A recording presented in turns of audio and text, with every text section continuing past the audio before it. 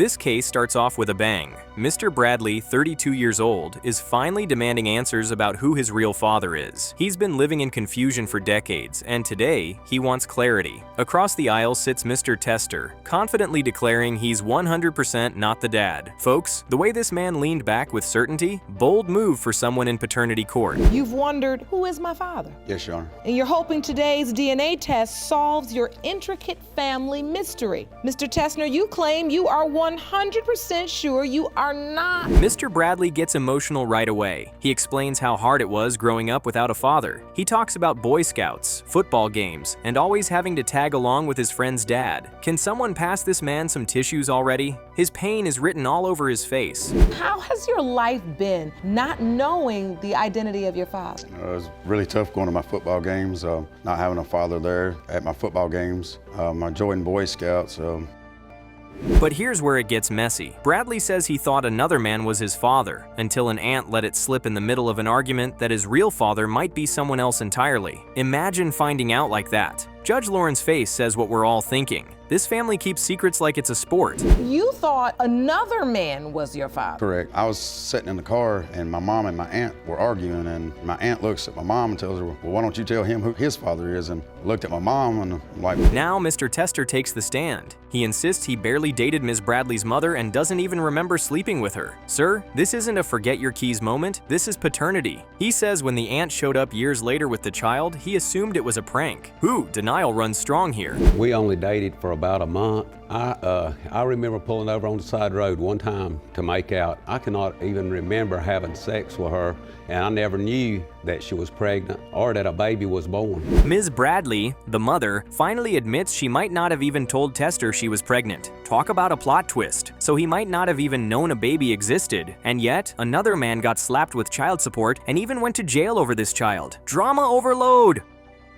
I had, thought I had told Mr. Tessner that I was pregnant. I'm not sure on that. So what he's saying may be true. Right. You may not have even told him. Right. Mr. Bradley cuts in, furious. He says no nurse or court should have forced a name onto his birth certificate without proof. You can feel his anger. This man has carried years of resentment and he's not holding back. My ex-boyfriend. Excuse me, no, they ain't no nurse can tell you to put nobody on nobody's birth certificate. It should have been left blank. Nobody's name was put on Can't nobody make you put no name on a birth 1984. certificate. No, they shouldn't have been nobody put on that birth certificate. Things heat up when Ms. Bradley explains she only put the other man down because baby Bradley was dark-skinned at birth. Later, as he grew, his features looked more like Tester. Judge Lauren literally asks, so you're watching his features change in real time? Girl, this is not a Mr. Potato Head situation. This is a child. The court ordered someone on the birth certificate, and at that time I told the courts that I felt like my boyfriend then was his father. Without ever having a paternity test. And then comes the moment that had me hollering. Tester points at his skin and goes, look how white I am. He's too dark to be mine. Sir, did you just bring a tan argument into a DNA courtroom? Even Judge Lauren looked like she was about to fall out her chair. Look how white I am. Pull your pants leg up a little, Mr. Bradley. So you're saying his skin His tone. skin color, I wear shorts. he's all the darker time. than me. Tester doubles down, claiming Ms. Bradley just changes the dad based on who's doing better financially. That's a bold accusation, and Ms. Bradley shoots him daggers across the room. You can feel the tension rise, like someone called Jerome to stand between them. And he's a roofer, and roofers only works part of the time. I'm in the military in 1984. If I'm the dad, why didn't you go after me then? I paid child support on my other kids. Has been. Mr. Bradley recalls a chilling memory, telling the man he thought was his father that he wasn't his son. The man's own sister even said, if that's your son, then I've got oceanfront property in Texas. The courtroom gasped, and honestly, I did too. Talk about brutal family shade.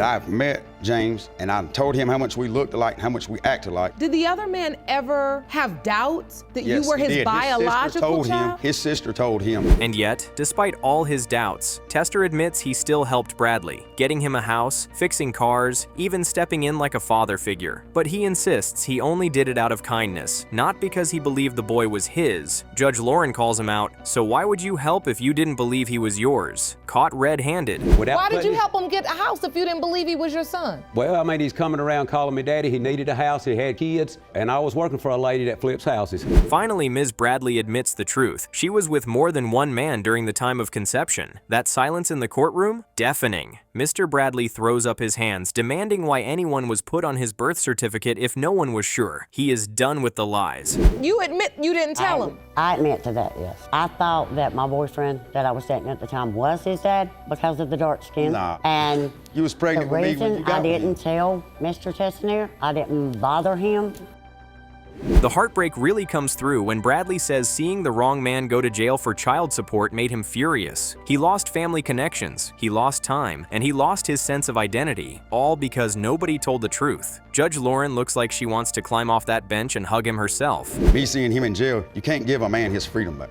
You can't give him that time lost back, or the time that he spent paying all that money buying me school clothes, when he should have been living his own life. And now, it's time. Jerome delivers the envelope, and you can feel everyone holding their breath. Judge Lauren reminds them all, you've accused everybody of lying, but DNA never lies. Cue the drum roll. Been told so many things, so You've accused everybody of lying, but the DNA never lies. that's right, that's what I So- told. The results are in. Jerome hands the envelope to Judge Lake, and she is ready to spill the tea on who the father of the child is. Do you think the father of the child is Mr. Lang? Well, let's find out. Here comes the results, people. Is the biological father of Litland Bradley. It has been determined that Mr. Tessner, you are his father.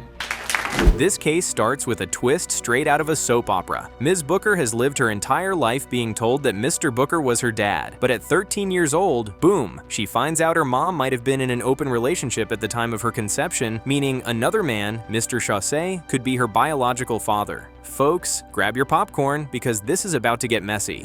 Ms. Booker, you say that since you were a young girl, your mother had always told you the man sitting next to me, Mr. Booker, was your father. Yes, Your Honor.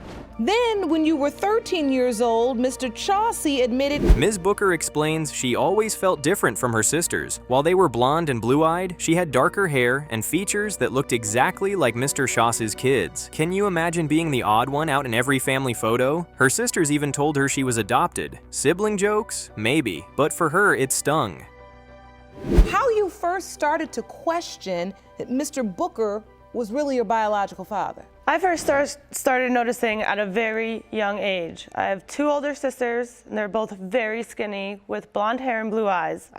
She recalls confronting Mr. Chausse as a teenager, begging him to tell her the truth. His response? There's a possibility he could be her dad. Excuse me? That's not the kind of maybe you just drop on a 13-year-old. Judge Lauren's face says it all. This is a heavy burden for a child to carry. How did you feel? I just knew in my heart that my mother was hiding something from me, and I could never get her to admit it until I finally pulled Mr. Chausse aside and I said. And then the plot thickens. Ms. Booker calls Mr. Booker the man she's always believed to be her dad, and he admits there's a big chance she might belong to Mr. Chausse. Y'all, can we take a moment? Imagine your whole foundation crumbling in one phone call. Talk about devastating. Booker. I called Mr. Booker and I asked him his own opinion. Do you think Mr. Chausse could be my father? And he said, there's a big chance that he could because. Then comes the jaw-dropping backstory. Her mom admits that while married to Mr. Booker, they actually tried to fix their marriage by going to a swingers club. Yes, you heard that right. A swingers club. To save the marriage. Judge Lauren literally had to repeat it back like, excuse me? At all. I had to get half drunk, to be honest with you, to walk into this place. But he said, as a last-ditch effort, Eileen, let's try it. I said, okay, I had kids, I didn't want to be divorced. It gets worse, because at that very swingers club, Mrs. Chausse met Mr. Chausse, who would later become her soulmate and husband for nearly 3 decades. So instead of saving her marriage, the swingers club became a matchmaking service. Even Judge Lauren had to call it what it was, not the plan. Love him to death. Wow, so Mr. Booker, this, I'm sure, was not in your plan if you're going to the swingers club to save your marriage and next thing you know, your wife has met someone and married them that didn't turn out.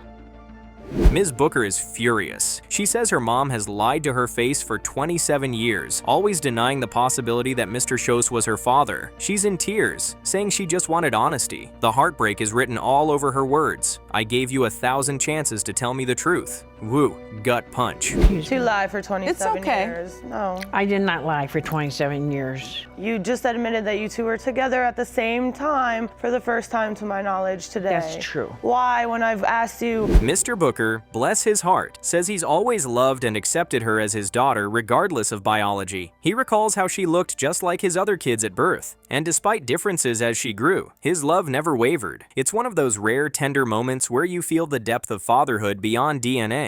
When she was born, but Because you see the difference as well, and you I always see have. that she's different from her sisters, yes. Okay. But Then, a curveball. Her sister Diane appears in a video statement. Diane insists Mr. Booker is the biological dad because that's what their mom has always said. She says if the DNA proves otherwise, her whole world will feel like a lie. This family is hanging by a thread, y'all.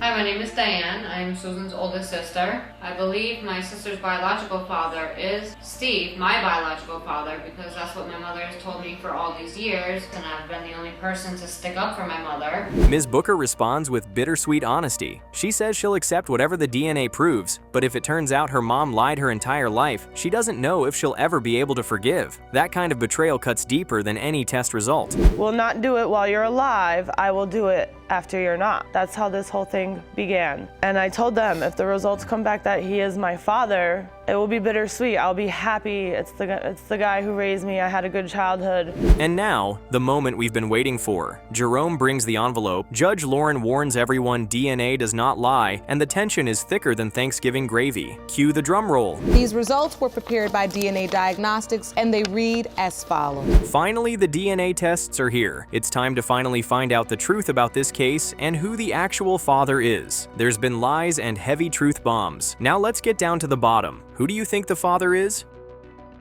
Or Mr. Booker is the biological father of Susan Booker. It has been determined by this court that Ms. Booker's biological father is Mr. Booker. The final emotional scene? Ms. Booker hugging her dad, crying, "Why can't I be blonde like my sisters then?" Judge Lauren steps in with the perfect response. "You're beautiful just the way you are." Folks, I felt that in my soul. So why can't I be skinny with blonde hair then? You're beautiful anyway. Hug him. Tall and brunette, you're still beautiful. Trust me. This case kicks off with pure heartbreak. Destiny Kelley is about to get married, but before she can walk down that aisle, she needs to know one thing. Who is her biological father? Sitting in court are two men, Mr. Duncan, who's loved her like his own for decades, and Mr. Anthony, who only just found out a few months ago he might be her dad. Talk about high stakes. Here to determine if one of two men we've tested for paternity is your biological father. You hope to leave this courtroom today knowing your father's identity so he can walk you down the aisle at your wedding. Destiny shares her story, raised by her grandparents because her mother was young and struggling. As a little girl, she always noticed she looked different. Her grandparents were white while she was brown. Kids teased her, people gave her grandmother side eyes, and she grew up feeling like the odd one out. Can anyone else feel that pain? Who your biological father is? When I was 2, my grandparents started raising me, and I noticed that I was different because they're white. Then Destiny explains how after her grandfather was killed when she was just 10, things spiraled. She started acting out in school, rebelling, and that's when her mother finally admitted there were two possible fathers. Imagine carrying that kind of identity crisis at such a young age. My heart broke for her. To let me meet my father. And she told me that there was a chance of 2 guys. She took me to meet her ex-boyfriend, and it was kind of awkward. Mr. Duncan speaks up next. He recalls being overjoyed when he was told Destiny could be his. For 24 years, he's held on to what he calls a mustard seed of faith that she's his child. Y'all, this man is pouring his whole heart out. You can hear the love in every word. Proud. I was proud, to have a look, to have a child. Did you question it? Did you have doubts? I might have had a little doubt because at that time. Her mother then admits she was young, made mistakes, and lived with another man while also dating Mr. Duncan. She confesses she should have been more honest from the start, but Destiny deserved to know the truth. You can see the guilt written all over her face. Like I said, I was young when I had her, and I made some mistakes, and my mom wound up wanting to step to the plate and raise her. So my mom and my dad raised her. And like I said, when my dad got killed, it really disturbed her. Mr. Duncan recalls opening his home to Destiny and her mother, letting them live with him when things got rough. He worked a good job, had a house, land, a car. He was ready to provide. Even though people constantly whispered, "That ain't your child," he never turned his back on her. That's real father energy right there. But they weren't no good words. Understood. So I told him, I said, well, they can come stay with me. I had my own house, I had my own land, I had a good job, I had a good car, and I wasn't that bad looking. But then comes the painful part. He admits her mother once told him directly that Destiny wasn't his. People repeated it to him in the streets, and still, he says every time someone told him that, it felt like being stabbed. Whew, you could cut the emotion in that room with a knife. She could be telling the truth. And so then people would come up to you on the street and say, "She said that's not your child." Even though she told you to your face, Destiny may not be yours. You had the doubt, but you still were hoping. Destiny then shares how awkward it was meeting Mr. Anthony for the first time. No phone call, no warning. Her mom just knocked on his door one day and dropped the bomb. "Hey, you might have a 25-year-old daughter." His stunned silence said it all. Tell me what happened when you met Mr. Anthony. That was probably the most awkward situation I've ever been in my life. What happened? She describes sitting in his living room, quietly staring at his family photos, wondering if she resembled any of his 7 kids. 7! She joked she'd be number 8, her favorite number, but deep down she was desperate for a connection. Can you imagine?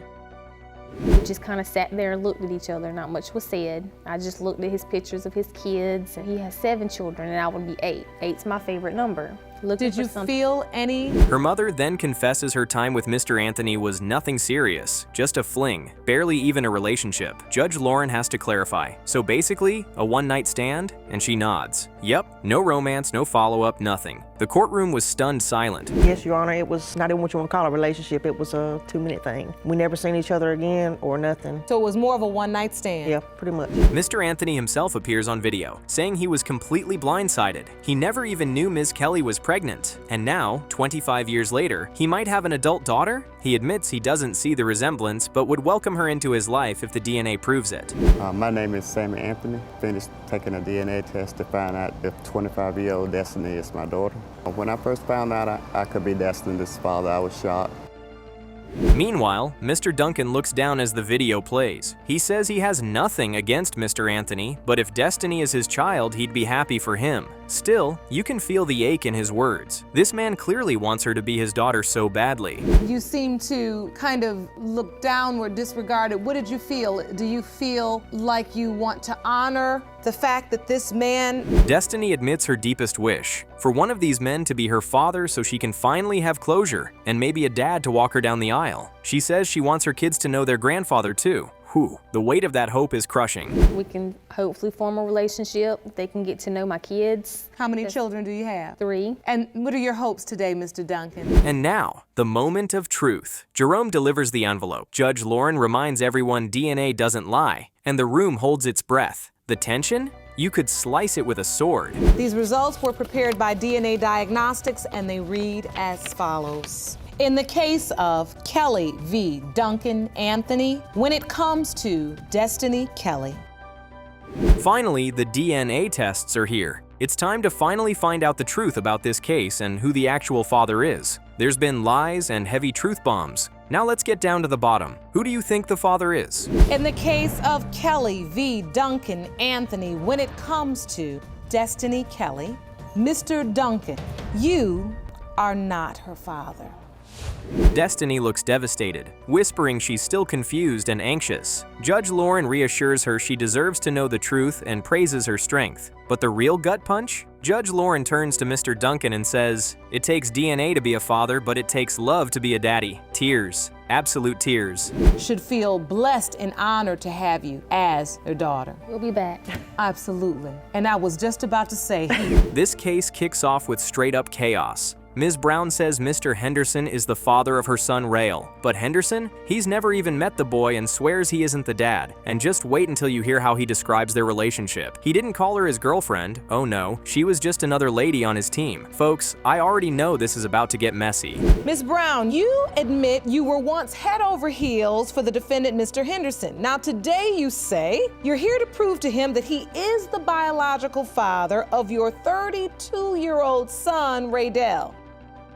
Ms. Brown recalls how she fell for him in Jersey City. Henderson was a DJ, smooth talker, told her she had sexy eyes, and soon they were dating. Or at least she thought so. They were having a full relationship, going to each other's homes, calling all the time, even while she was pregnant. But when she claims he was the only man she was seeing, Henderson immediately cuts her off. Not true. Yes, Your Honor. I was living in Jersey City when I met Mr. Henderson at a bar. Mr. Henderson was a DJ. Mr. Henderson came to the bar and told me that I had some sexy eyes, some beautiful eyes. That's when Henderson drops the bomb. He says they were never dating. Never. According to him, she was just part of his team, one of many women he had on rotation. Y'all, the disrespect. Ms. Brown's face is priceless. She cannot believe what she's hearing. And Judge Lauren, she has to jump in quick before this turns into a shouting match. Not true. Yes, it's true. Sorry. It's true. Mr. Henderson was the only man that I was seeing in the state of New Jersey at the time. I had no chance of being with no other man.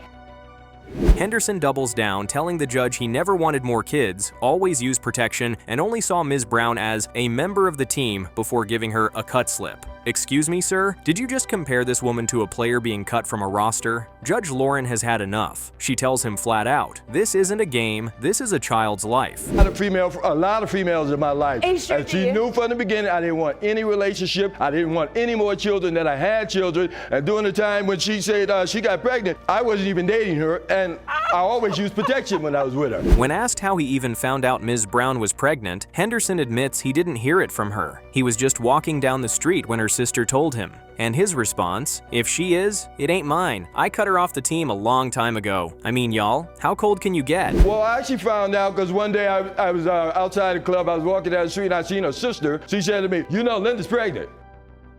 Ms. Brown insists she did tell him directly. And not only that, Henderson came around after Rael was born. She says he visited, bought Pampers, even cut her son's hair. But Henderson twists that story too, says the only cutting he did was at the barbershop, and when he saw the boy, he thought the baby looked like another man. Whew, messy doesn't even cover it. He came and saw Raydell at a baby. He said he looked like me. That's not true, Your Honor. But he couldn't tell because Raydell was such a baby. He even kept Raydell when Raydell was a baby. After decades of silence, Judge Lauren wants to know why Henderson never checked back in. He shrugs it off, saying when Ms. Brown moved away, he just assumed if the child was his, she'd take him to court. Sir, that's not how parenting works. That's how you ghost someone, not raise a kid. No, Your Honor, and I came back by where I knew she lived, and she didn't live there anymore. This is maybe about 5-6 months later, because I actually didn't believe the child was mine. Finally, Rael, now a grown man, steps up to the podium. And y'all, his words cut deep.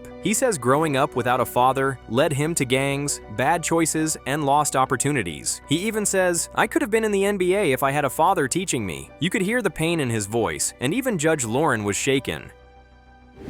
Your Honor, one thing I have to say is, like, my grandmother raised me. I mean, like, I made different, you know what I'm saying, choices in my life that led to me joining gangs because I have no father in my life. Rael adds that when he looks at Henderson, he sees himself. The same interests, same talents, same features. He basically says, I look just like you, man. And honestly, when the split screen shows them side by side, I couldn't tell them apart either. In person, you see yourself? Yes.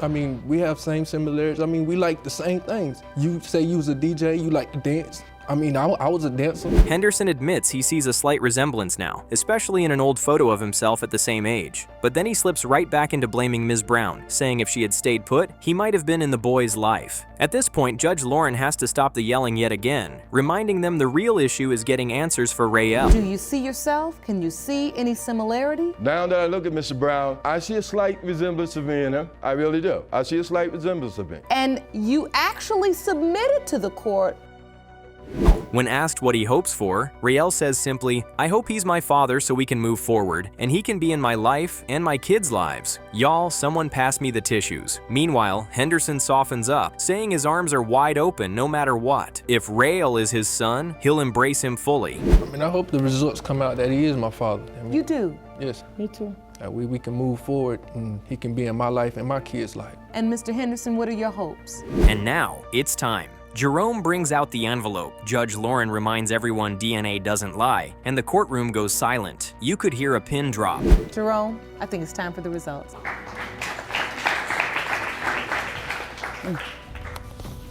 And here it is. Cue the drum roll. Judge Lake is ready to reveal the DNA results. The wait is finally over. This is what we have all been waiting for. Who is the father of the child? I guess the DNA results is about to give us that answer. I hope you guys are ready. In the case of Brown versus Henderson, pertaining to 32-year-old Raydell Brown, Mr. Henderson, you are not his father. Judge Lauren looks at Ms. Brown and says the hardest part, the anger Rael feels, will fall on her now. It's up to her to help heal his heart, to support him through this pain. Meanwhile, Henderson still offers a small olive branch, saying Rael can still call him anytime. But the damage, it's already been done. Yes. He literally ran out of the courtroom. My heart is breaking for him right now. Your Honor. Ms. Brown, all I can ask at this time is that you sit down and think. Ma'am, your son is very upset. A lot of his anger is going to be directed towards you.